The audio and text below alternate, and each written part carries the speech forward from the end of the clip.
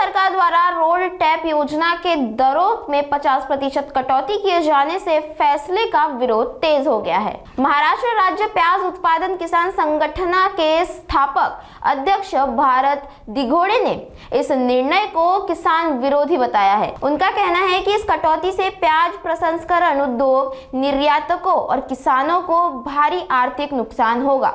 उन्होंने सरकार से मांग की है कि रोड टैप की दर कम से कम 4% रखी जाए और फैसला तुरंत वापस लिया जाए। चेतावनी दी गई है कि मांग नहीं मानी गई तो राज्य भर में आंदोलन किया जाएगा। केंद्र सरकारच्या विदेश व्यापार महासंचालनालय या अंतर्गत जो निर्यातदारांना भारतातून दुसऱ्या देशामध्ये शेतमाल निर्यात होतो, मग कांदा असेल, द्राक्षे असेल, इतर शेतमाल असेल, हा निर्यात झाल्यानंतर त्यावर 1.90% हा जो रोड टॅप म्हणून दिला जात होता, याच्यामध्ये आज 23 फेब्रुवारी 2026 रोजी या संबंधित विभागाकडून म्हणजेच केंद्र सरकारकडून हा रोड टॅप 50% घटवण्याची निर्णय घेण्यात आलेला आहे। त्याचं तसं नोटिफिकेशन आज 23 फेब्रुवारी रोजी केंद्र सरकारच्या ह्या वाणिज्य विभागाकडून काढण्यात आलेला आहे। हा शेतकऱ्यांवरती, व्यापाऱ्यांवरती एक प्रकारे मोठ्या प्रकारचा आर्थिक आघात आहे।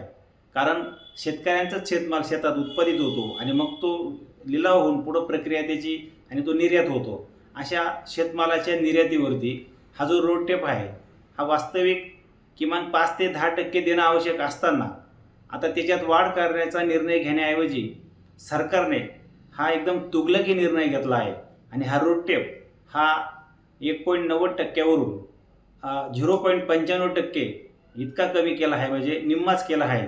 हा रोड टॅप अति तात्काळ हा निर्णय केंद्र सरकारने रद्द करावा। भारतातून मोठ्या प्रमाणात कांदा असेल, इतर शेतमाल असेल, हा जास्तीत जास्त निर्यात व्हावा यासाठी केंद्र सरकारने पावलं उचलावे। आज आपण जर बघाल तर कृषीप्रधान असलेल्या या देशामध्ये सातत्याने मग कांद्याची निर्यात बंदी असेल, कांद्यावरती निर्यात शुल्क असेल, त्याच्यानंतर परदेशी कांदा आयात करणं असेल, किमान निर्यात मूल्य असेल, अनेक विविध बंधनं घालून सातत्याने शेतमालाचे, कांद्याचे बाजारभाव पाडण्याचं काम केंद्र सरकारकडून केलं जात आहे। दिवसेंदिवस शेतकऱ्यांचं कर्जबाजारीपणा वाढत चालला आहे। शेतकऱ्यांना उत्पादन खर्चापेक्षा कमी दर मिळतोय आणि असं असताना शेतकऱ्यांच्या हिताचे निर्णय घेण्याऐवजी केंद्र सरकारकडून या कांद्याच्या असेल शेतमालाचा निर्यात होण्यासाठी जो रोड टॅप आहे हा आज निर्णय घेऊन सरकारने खूप मोठ्या प्रमाणात शेतकऱ्यांना आणि निर्यातदारांना आर्थिक संकटात टाकलं आहे।